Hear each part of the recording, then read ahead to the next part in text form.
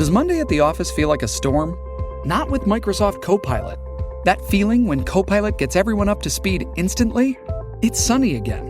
When Copilot simplifies complex data so your teams can act, that sun's shining on a beach.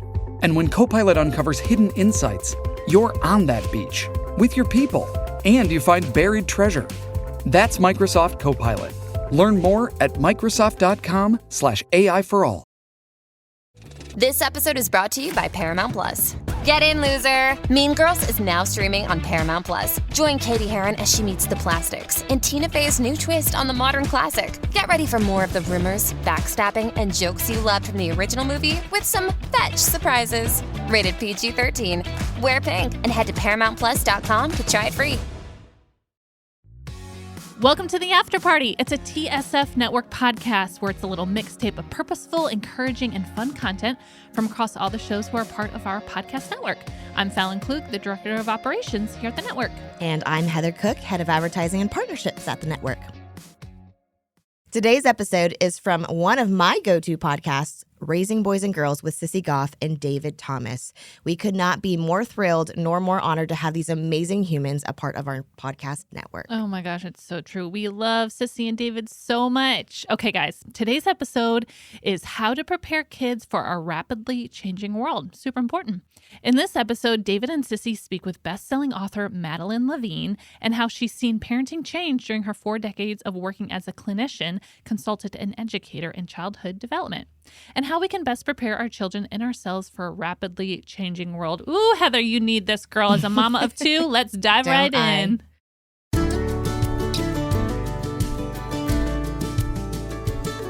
Sissy, I have a question for you. Queso or guac? Well, I'm used to us asking that question, but not answering it. But I think I would choose queso. How would you feel about queso being central to your dinner tonight? Oh, I love that plan. Thanks to one of our sponsors, that can be your reality. Factor is helping me make red pepper queso chicken tonight. That sounds amazing. I love Factor. I just made a green chili pork and pico de gallo bowl. Did it bowl you over? It did. With Factor, you'll have over 35 different options a week to choose from, including keto, calorie smart, vegan and veggie, and more. And there's even more to enjoy with over 55 nutrition-packed add-ons that help make your weekly meal planning even more delicious. What are you waiting for? Get started today and have a feel-good week of meals ready to go. 2-minute meals.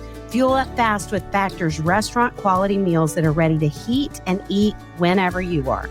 Snacks, smoothies, and more. Discover a wide variety of easy options for the entire day, like breakfast, midday bites, and more. Sign up and save. We have done the math. Factor is less expensive than takeout, and every meal is dietitian approved to be nutritious and delicious. Factor is the perfect solution if you're looking for fast, upscale options done easily. Flexible for your schedule, get as much or as little as you need by choosing 6 to 18 meals per week. Plus, you can pause or reschedule your deliveries anytime. No prep, no mess meals. Factor meals are 100% ready to heat and eat, so there's no prepping, cooking, or cleanup needed. Head to factormeals.com/RBG50 and use code RBG50 to get 50% off. That's code RBG50 at factormeals.com/RBG50 to get 50% off.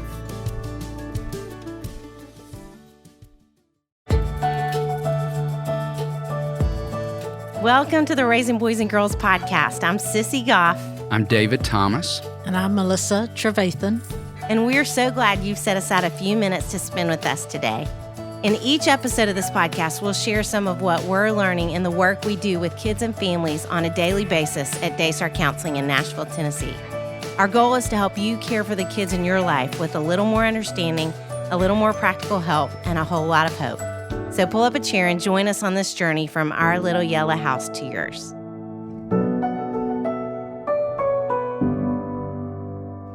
Madeline Levine, PhD, is a psychologist with over 35 years of experience as a clinician, consultant, educator, and author.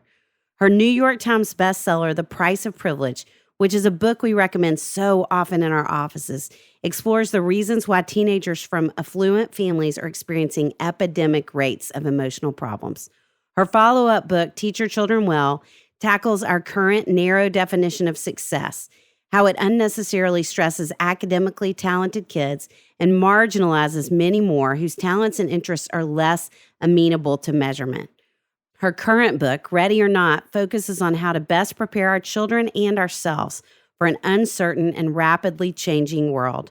Grab your journal and pen because you are going to want to be taking notes. Dr. Levine, it is such a privilege to get to spend this time with you. Yes, we were just talking before we hit record about how long we have loved and respected your work, how many copies of your books we have recommended to parents, and you came through our community here in Nashville years ago and spoke at a local school, and just the wisdom and generosity of your words in that time was such a picture of who you are as a person as well as a clinician. And so it is a privilege to get to spend time with you today. And speaking of that word, in your book, The Price of Privilege, one of the most fascinating facts was about the population of kids who are the most vulnerable in today's world. And will you just start there by talking a little bit about who they are, that population, and what we can do to help? Sure. So I'm not sure that they're the most vulnerable, but they are among the most vulnerable. And so this group of kids with educated parents in good school districts and involved parents are now, according to NIH, an at-risk group. Everything we knew about kids with involved parents and good education and stuff is turning out not to be protective. We were taught in graduate school those are all protective factors, and rates of depression and anxiety disorders, substance abuse, all of those are particularly high among the children of affluent, well-educated parents. And what can we do to help? I mean, I think so much of this has to do with rethinking. And in this respect, I think COVID was an opportunity to rethink some of our values, what we emphasize to our children, what we pour our resources into our children about. And those tend to be accomplishment-oriented things. It's all about performance. The last book I wrote, called Ready or Not, was really an attempt to answer.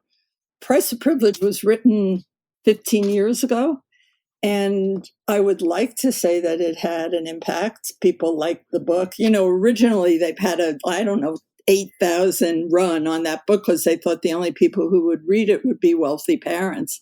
But it became a very popular book. Frankly, I had hoped that it would really shift things a little. And it has shifted in certain communities a little bit away from performance as being the only measure of a kid's value. But it hasn't shifted radically. There hasn't been a cultural shift in the country away from that. And so the latest book is an attempt to sort of take a look at why not? I mean, if you talk to parents individually, they're all about, we don't push as much anymore, and we understand that there are a lot of colleges. Yet at this point, the kids themselves have internalized this, I'm only as good as my last performance. Yes. You're doing a podcast, I write. I don't want anybody judging me on my last performance. You have an editor, right? Yes. And in a lot of school districts, kids' parents have access to their grades on a daily basis. And I keep thinking, if somebody looked at my work or anybody's work unedited and unworked on, it would kind of suck because the first time you do something, you're not that good at it. So to have kids internalize that only, straight A's and the best colleges and the most competitive teams are worthwhile, while their parents are pulling back, I wanted to know why it's been so hard to shift that. Because everybody agrees. It's not like that, well, now, politically it's become challenging. But most people agree that kids should get a good night's sleep, that they shouldn't be doing 4 hours of homework a night. And yet the institutions around that have not changed. Mm-hmm. So what we can do to help, I think, is pull back a little bit, rethink what kind of child am I hoping to turn out? And how do you do that? Later, one of your questions is about what parents can do. And I actually think if parents really can inventory their own anxiety and why they're so anxious. Thank you. Thank you. That's so good. Well, how could you not? I mean, you'd have to be under a rock to not be anxious coming out of COVID. But, Yes. So there are multiple reasons why parents are anxious, but I think we're actually anxious about a lot of the wrong things. Yes. Well, thinking about your new book, Ready or Not, I know there was a lot of research that went into that book. Is there anything that surprised you from the research? Well, one of the things that surprised me in the research for Price of Privilege had to do with the group that we thought were protected end up having the highest rates of mental issues and substance abuse issues. In Ready or Not, what surprised me?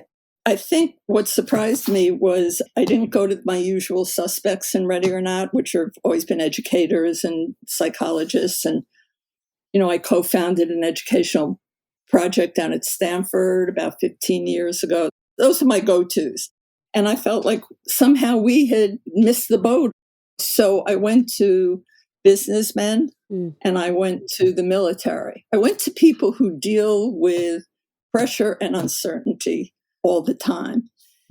They call it VUCA. We live in a VUCA world, volatile, uncertain, complex, and ambiguous. Wow. And they have some answers for how you deal with uncertainty. And again, I think what surprises me is, the military is no longer so hierarchical, right? Because there's not time anymore when you're dealing with the Taliban to go up the whole chain of command. They're gone. So there's more horizontal responsibility. It's one of the ways they deal with how fast things change. So have we changed the structure of schools so that it's easier to respond? Not really. So the surprise, I guess, was, hey, the business world knows a lot about this. The military knows a lot about this. I'm still left with the same question, to be perfectly frank, which is what gets in the way? And I have some thoughts about it, but what gets in the way of parents taking the evidence we have? We have evidence-based research. At Stanford, it's like they're big on research there. Right. We know what does and doesn't work. And yet on an institutional level, it's been very hard to change. Yes. That's frustrating. Yes. So thank you for doing the work that you do for people who are trying to present in a pleasant and friendly way that there's a whole other way of looking at some of these issues of child development and parenting. Well, we sure have the same heart and are wanting to move toward the same things. Yes.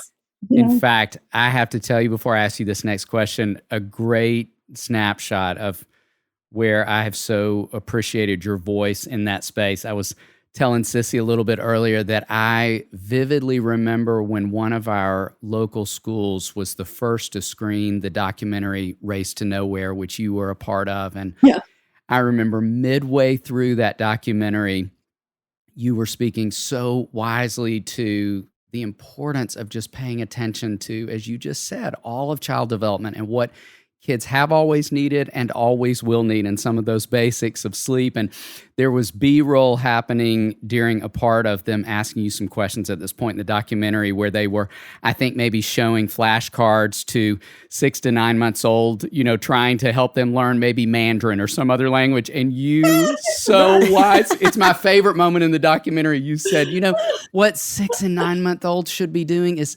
sucking their thumbs and toes. And I remember just cheering in the audience, like, yes, we need more wise voices calling us back to these foundational needs for kids, that we don't need to be worrying about flashcards with kids who haven't even hit their first birthday, that we just need to be focused on the basics. Absolutely. And you're raising a point that I think about all the time, which is Thank you for all your kind words. Basically, I kind of feel like all I did was pay attention. Yeah, I've got training, but I paid attention. And it wasn't that hard. Dr. Spock starts off by saying, nobody knows your child as well as you do, and your child should have Band-Aids on them. Really simple stuff. And I'm still left with, well, if it's so simple, like you said, which I think it is, right? A 6-month-old, 9-month-old should be sucking on his toes, not learning sign language, not learning Mandarin, just kind of learning where his body is or her body is in space. Everybody thinks I'm really writing about children, but in fact, I'd like to think that I'm writing about parents, because child development, I've been 45 years in this field, has not changed. It's not that children run now before they crawl. Child development has not changed. Parenting has changed. And I think in many ways, it's changed for the worse. It's much more anxious. There was no verb parenting when my children were young. It's become the Olympics of parenting. The competitiveness is a bad way to approach not just raising a child, but making a family. I always get asked, what are your tips for parents? Or what are your tips about children? But at the end of the day, as we're having this conversation, it is really about what's happened to parents in the last 20 years to make them this anxious, this focused on performance of their children. That was my soapbox. I love that soapbox. I love that Thank soapbox you. too. Well, and building on that, because you have been doing this work for all these decades, what would you say are 2 or 3 things you think parents need to be offering kids today? I think a really important thing, and it's probably none of them is surprising. One is parents need to listen. 45 years sitting in my office, listening to kids, teenagers, young adults. I've never heard a kid say, oh, Dr. Levine, my parents, they just listen too much. Never. Yes. It's always they talk too much. So I think instead of this sort of directive, let me tell you what I think, let me tell you how to handle that, this is what you should do, I think listening is critical. And I think most people are not really good listeners because it feels passive or something to them, especially, well-educated people and high-pressure jobs, and they're used to solving problems right away. So it's hard for them to listen. I once did a listening seminar for very highly educated, very wealthy group of people. And I don't think I got through 2 minutes without being interrupted. I'm trying to talk about deep listening, and it's like, wait, So I'd like parents to listen more. I'd like parents to understand that their child's issues are not theirs to solve. They're their child's to solve. I think there are very poor consequences for kids whose parents are overly enthusiastic about managing challenge for their children.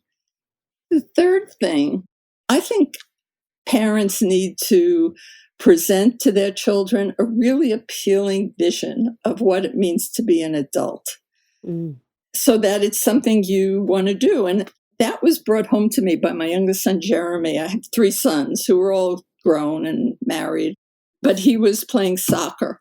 And so you go to their games, a lot of soccer games, a lot of lacrosse games.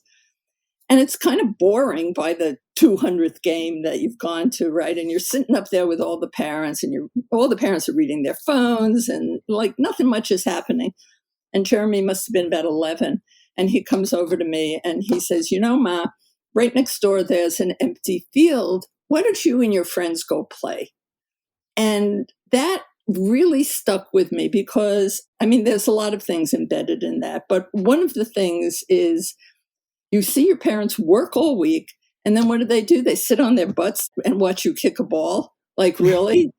I don't think that's an appealing vision. And I think embedded in his go do something instead of sitting here was, make it look a little more interesting to grow up, which is a big problem because we have a lot of kids who don't want to grow up now and who don't want to drive and who don't want to have relationships and who don't want to share a room with a roommate and who don't want to make compromise. And I think some of that comes from us not assuming our real role as adults and making the kinds of things that adults do, the compromises, the challenges, accessible to our children. When I used to be on the road, like every week. And this is what COVID's good for. That was exhausting, being on the road every week. And COVID was a period of time to think about that. During COVID, 2 grandchildren were born. And so my life changed, and I'm not going to do that anymore. I'll be on the road some, but not every week. So I'd like people to think about COVID a little bit as an opportunity to rethink, how you live. Yes. Well, I had told you the story about Jeremy and Go Play and making adulthood attractive. And yes, we have all these emerging adulthood programs. Like when you were in school, did you learn about emerging adulthood programs? No. They didn't exist. And now I would say the primary referral I make is to an emerging adulthood program, either inpatient or outpatient. Wow. And you have to think about same thing, adolescent development and young people's development, that didn't change very much. How come all these kids need to go to a hospital to learn how to make their bed or compromise with their roommate? Yes. So I think teaching the basic skills of life has fallen to the bottom when in fact that's exactly what people need to make it through successfully. Yes.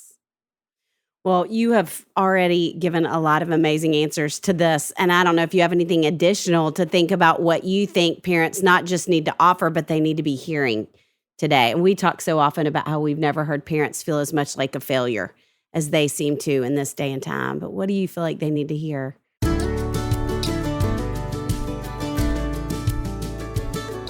Parents, are you ready to transform your home into a haven for your growing family? Look no further than Home Threads, your destination for stylish and functional furniture that's perfect for raising boys and girls. At homethreads.com, discover a curated collection of furniture designed with your family in mind. From durable bunk beds to versatile storage solutions, their pieces are as resilient as your little adventures. Well, I have 2 little adventurers with me at all times, and that was a big part of why I love Home Threads. I ordered some chairs for our lake house, and I need them to be durable enough to withstand the climbing and jumping of 2 and 5-year-old boys. Yes, you do. Kids can put some serious mileage on home decor. We just replaced every towel in our house. Our towels look like we had raised 3 adolescents. And guess what? We had. Now that we are empty nesters, it was time to replace and upgrade the towels, and the towels are amazing. I found so many things I love for every room in the house. Me too. And we didn't stop at towels. We found bedding, a rug, a new coffee table. They offer a little bit of everything at Home Threads, from furniture to lighting, curtains to wallpaper, outdoor furniture to gifts. Create a space where memories are made and imaginations run wild. Go to homethreads.com/RBG and get 15% off your first order.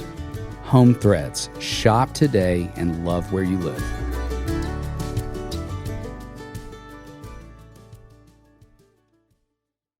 I think they need to understand that it has been an incredibly challenging time, and we're not done with COVID.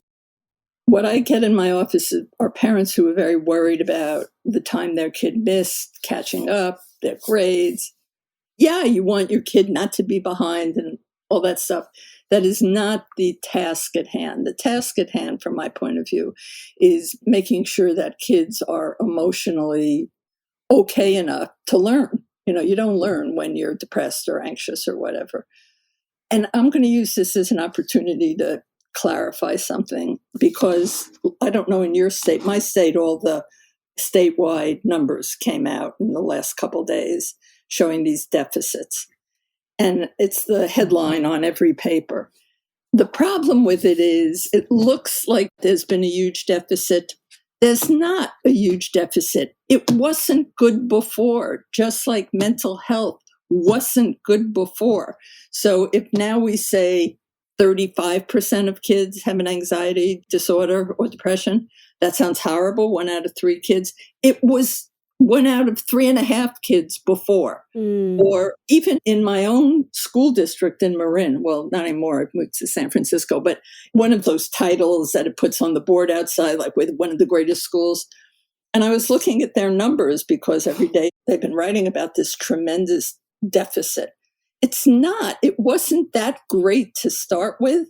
It's gone down 1%, but I'm bringing this up because I want to caution your audience around the way things are presented in the media, even the mental health crisis. And I suspect there is a mental health crisis, but there was a mental health crisis before, and then you had people unable to access services. So is it doubled? No, not at all. Is some of this a delay in accessing services? Probably. But I'm very attuned. I started my career writing about the media, not about kids. And I'm just very attuned to don't jump to conclusions. And if you can, look at the primary source material, because it often tells a very different story. So I brought that up because I don't think for your audience, who I'm going to make an assumption is for the most part educated because they're listening to a podcast about Right. right? We know that even under horrendous circumstances, Afghanistan and Vietnam, those things, most soldiers who have PTSD, most soldiers who saw their buddy's head blown off, recover. Most do. And I think most people are left with the impression that that's not the case. Most of the kids in your audience will recover from this. And what they need is not pressure around learning. They need, I think, a safe space that pays attention, that knows what they went through. There's no point in talking about these kids as homogenous. Some of them lost a parent. Some of the kids with social phobia were delighted to be home and not have to face the crowd every day. So there's no such thing as what all kids need. But in Ready or Not, I have a story about a young man. He's taking advanced calculus. And he and his father come to me because he's got trichotillomania, which means he's pulling out his eyebrows and his eyelashes and the hair. Why? The stress in the house around his grades is unbearable. And his father insists on graphing his daily progress, right? Because he lost some time. So he's in advanced calculus. He doesn't need his father graphing anything. And when I say to the father, you're going to have to stop this. Look, and the father says, I'll stop it when he gets into MIT. Wow. And it's like, he's not going to MIT because he has not learned how to control anxiety, and you've made it really hard for him. Yeah. So, it's just a call for have kids play, have them have some fun. Yes, you want them to catch up the little bit that they've missed, and not all kids are behind at all. We have an expression in Challenge Success, that's the name of my project, PDF, playtime, downtime, family time. Every kid and every adult should have some of that built into their day. That's so great. I'd like to see kids in clubs. If I was going to encourage anything, it would probably be that. Get back to being with other kids, get back to negotiating who's running the show. I always think about tag for some reason, the simplest kid game in the world.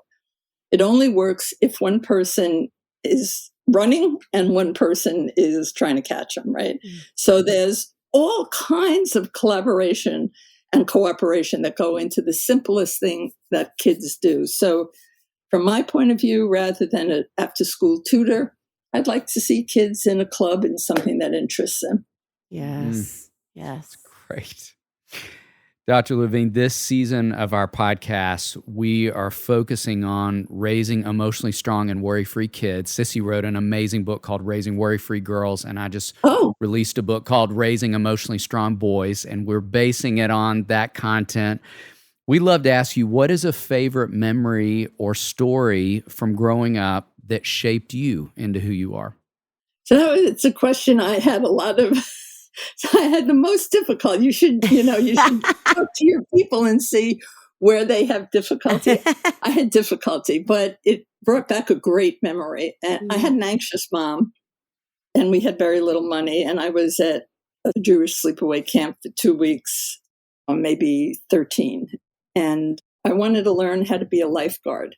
I was truly terrified of it because you get thrown in and somebody pretends to be drowning and drags you down. And my mom was like, "You got to be kidding. That sounds awful."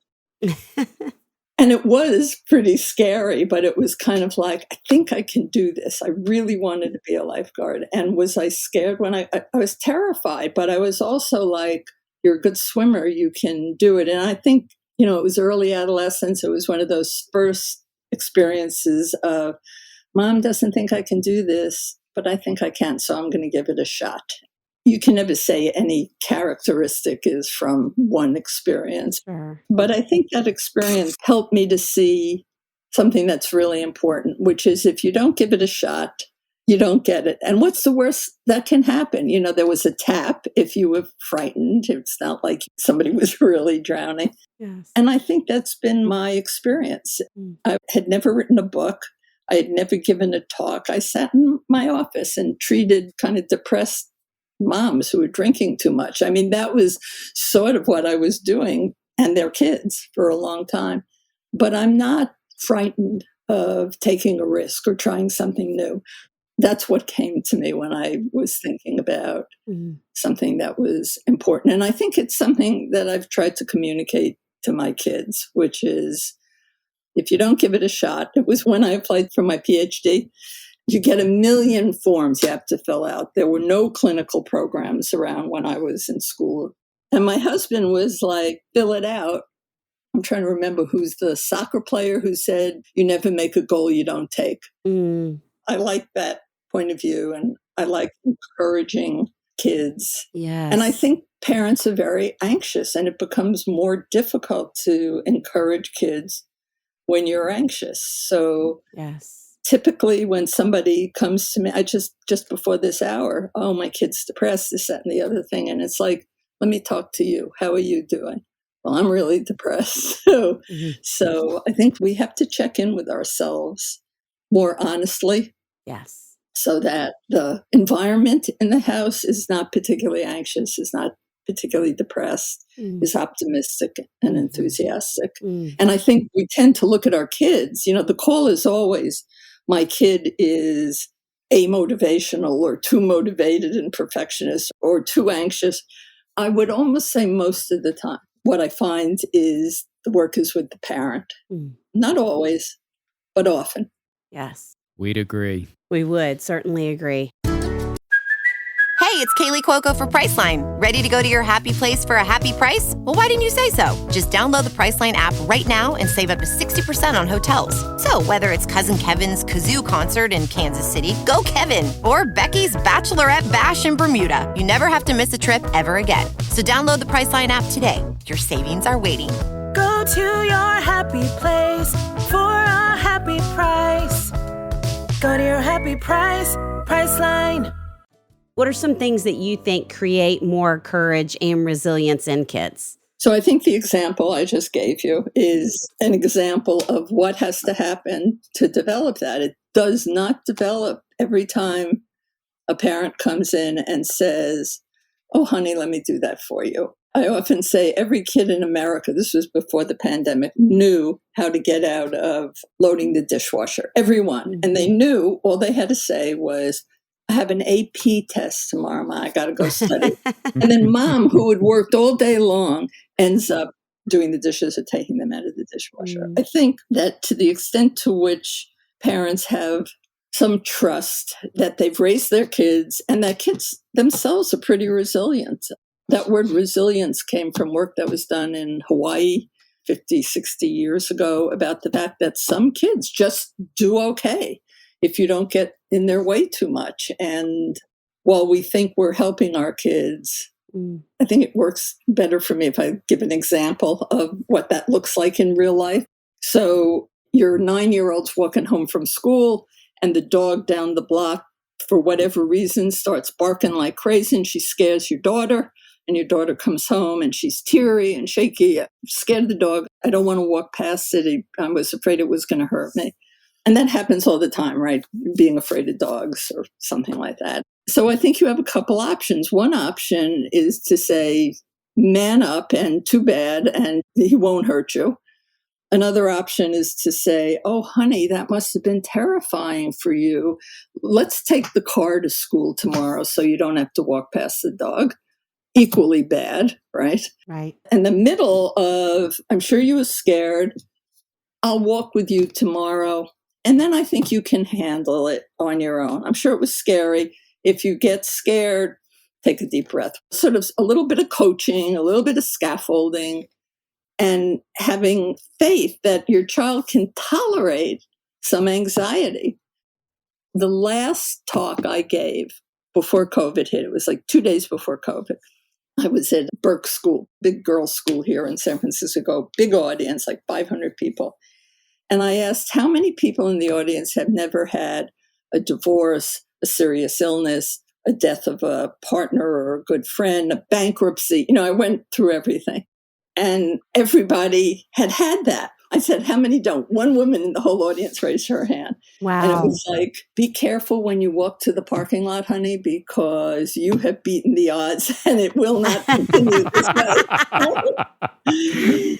Oh, man. That experience has stayed on my mind a lot because that's life, right? Mm-hmm. Now, how do you tolerate cancer or bankruptcy or a divorce or any of the things that life will throw at you as you move along in life if you couldn't tolerate a barking dog? So if parents saw that as an opportunity to develop resilience, to develop some courage, I think they would have an easier time tolerating their own anxiety. Look, no mother likes to see their child teary and worried, right? That's a hard thing to tolerate. And we tolerate it better with young children. So I said, I have new grandchildren learning to walk, right? And they take a few steps, they fall on their butt. Everybody goes, come on, let's go. And they take a few more steps. Come on, let's go. And nobody says, you're going to be flipping burgers at McDonald's if you don't learn how to walk today. We like the process of falling down and getting up, or don't talk to me till you can talk in full sentences, right? When a baby's babbling. So understanding that you give an opportunity when you step back and just coach a little bit, and that you're robbing a child of the opportunity to master some developmentally appropriate anxiety. Let me just underscore that. I'm not talking about, the heroin dealer approaching your child. I'm not talking about your child being bullied, but the kinds of things that are age appropriate. 9-year-olds should be able to tolerate a dog that barks. I had one patient, 15 years old. She didn't like sauce. So nobody could put sauce on her food. And parents accommodated it. And then she goes to college. You remember food in college, right? Right. It was hiding everything. Yes. So that's how she got to me. She had to come home from college. So wow. I think if you think of these as robbing your child of really great opportunities to toughen up, to gain some resilience, it's a better way of thinking about it than, it's a short-term gain, a big long-term loss to get in there too often and too much. Yes. Great way to say that. Yes. What would you say is something, looking back to your own early years of parenting, that you worried about as a parent that you wish you hadn't? I worried about excellence. I didn't worry about grades or anything. It was like I wanted my kids to be really good at whatever they decided they were interested in. And that was a big mistake on a lot of levels. One was the equivalent now would be passion, right? Everybody wants to know about my child doesn't have a passion. And right. For a while I was speaking with Dan Pink. I don't know if you know who he is. Yes. He's a great guy. And we would talk a lot about passion. And then the next day, I'd get a phone call. Oh, Dr. Levine, I'm really worried about my kid. He doesn't have a passion. And it's like, how old is your kid? 4. So I've really changed my point of view about passion and excellence, that it takes years and years to develop you can have an interest and then you pursue it and work on it, and it becomes a passion over considerable amount of time. And because that was my idea, that like, I'm great mom, I don't care what you're passionate about, but you have to really be excellent at something. And I have a short story. My youngest kid, who was a very average student, my oldest kid was, a stellar student. My middle kid was in the arts. My youngest kid was a B- student. So of course it was always B-, like, can you just put in a little more work and make it? And he was very quiet. And I worried about him because it was a verbal household and he was not verbal. And so I took him when it was time to go to college. This is vaguely embarrassing, but the story's okay if it helps somebody. Time to go to college. I take him to the local college counselor, not in the school. And I'm in there yakking away, like I'm really worried about Jeremy. Like maybe he's depressed because he doesn't work that hard and he doesn't talk. And this isn't bad. She threw me out of the room. It was at a point where I was already known, and she's like, get out. And it was the best thing somebody could have done for me because I was weakness-based when I was talking about him, not strength-based. Wow. Oh. The clinical work teaches you better be strength-based if you want to help an adolescent, right? What are you good at? What do you like to do? Not harping on what they don't do. And so that young man, who's like 17 at that time, is now one of the directors of communication at City Hall. And if you had told me that in a million years, I wouldn't have believed. This kid didn't talk for 18 years. Wow. And I didn't see what his strength was, which was observational. He knew everything that was going on, and he was quieter.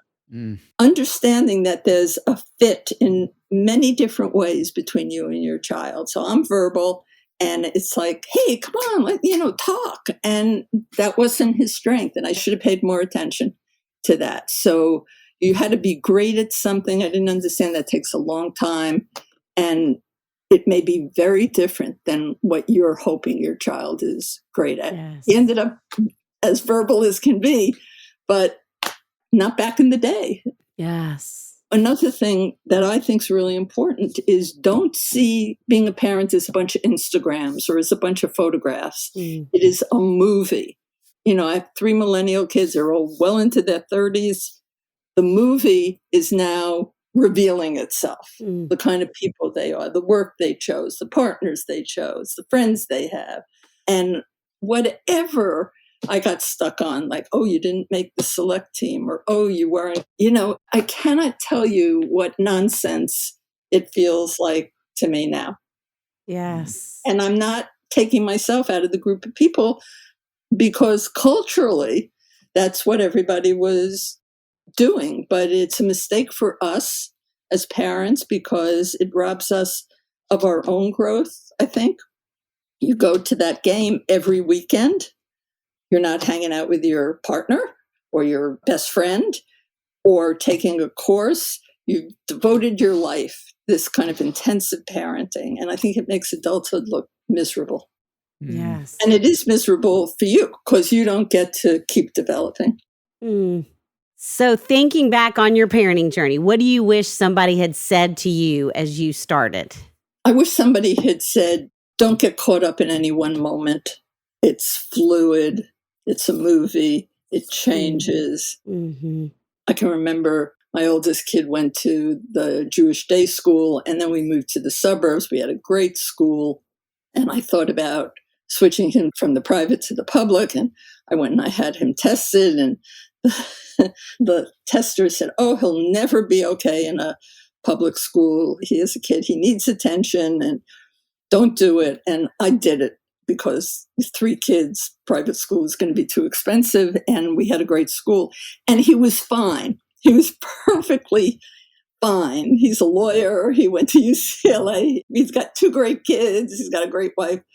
So at the moment, it felt like the biggest decision I had to make, public school or private school. Just felt like his whole life would be determined by that decision. And it's not. We sort of lose perspective on the things that really matter. And I think it's really important to communicate that perspective to our children about what matters and what doesn't matter. Yes.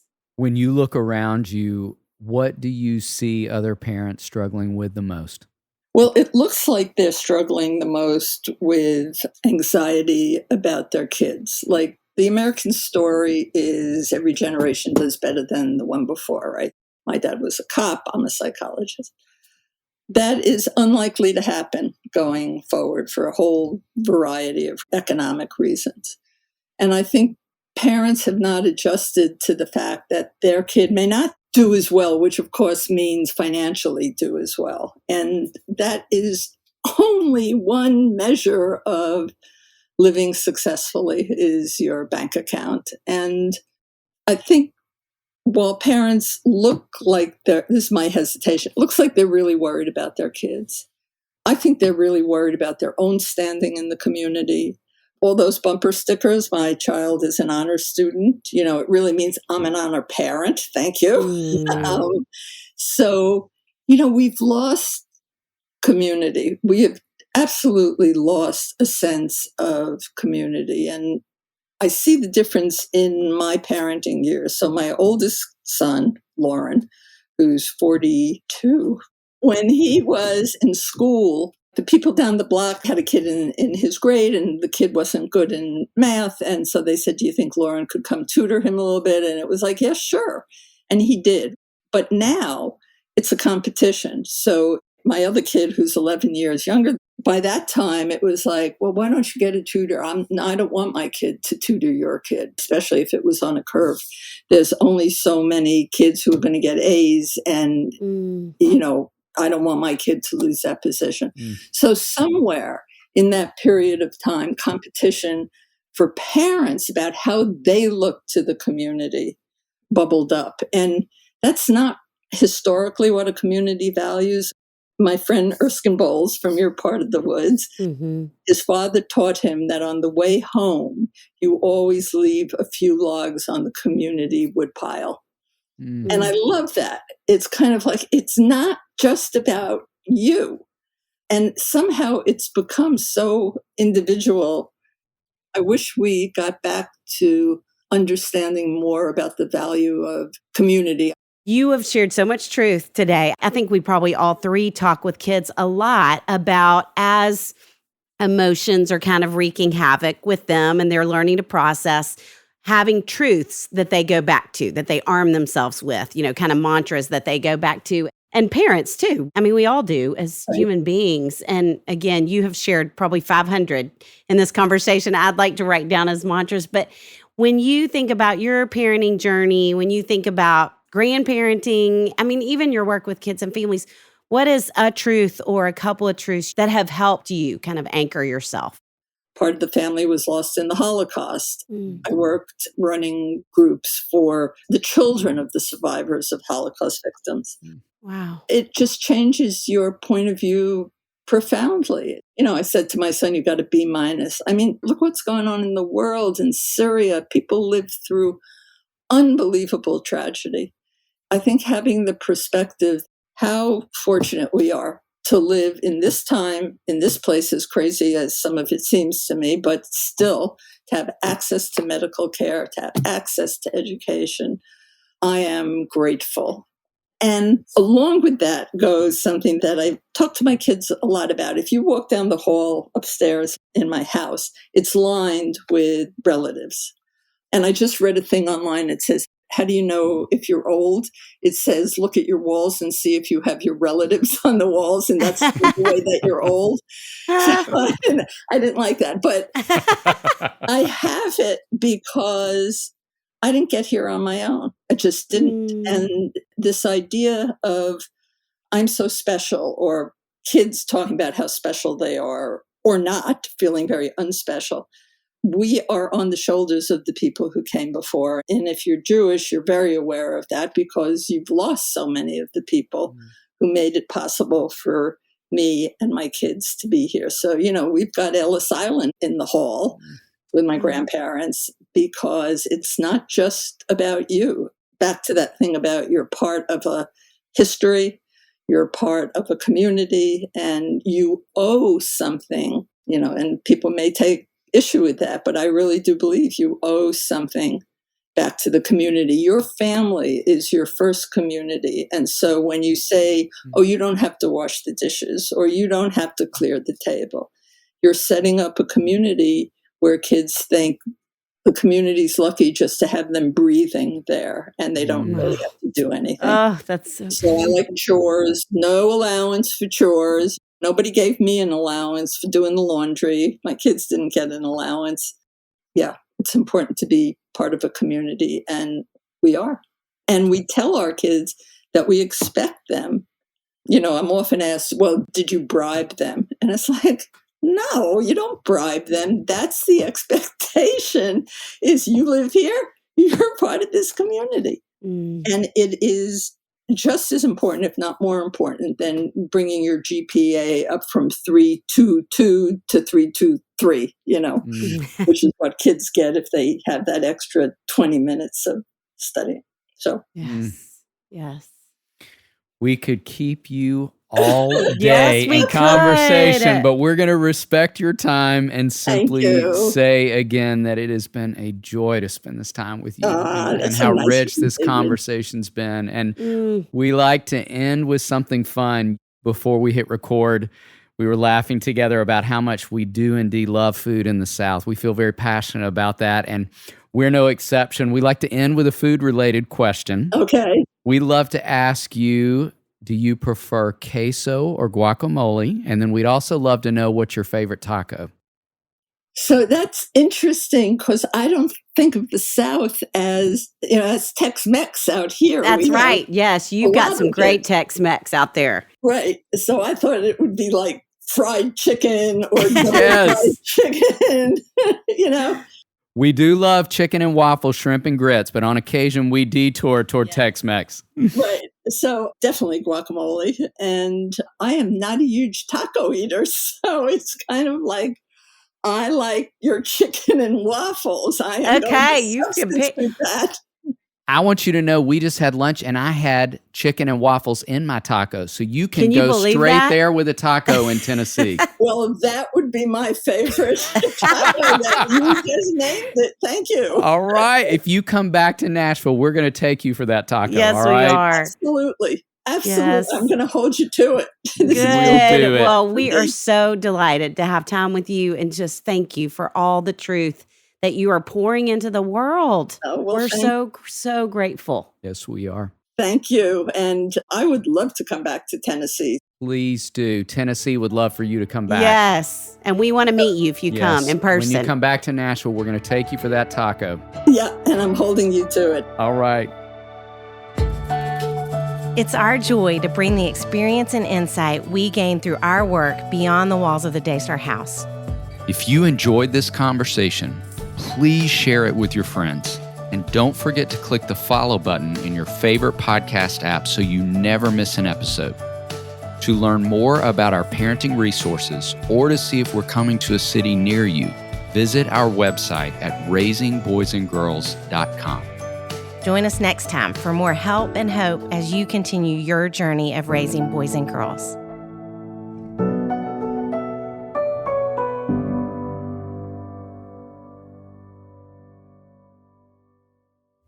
Wasn't that so good? I could just listen to this episode again and again. So don't forget to check out more from David and Sissy by searching Raising Boys and Girls in your favorite podcast listening app.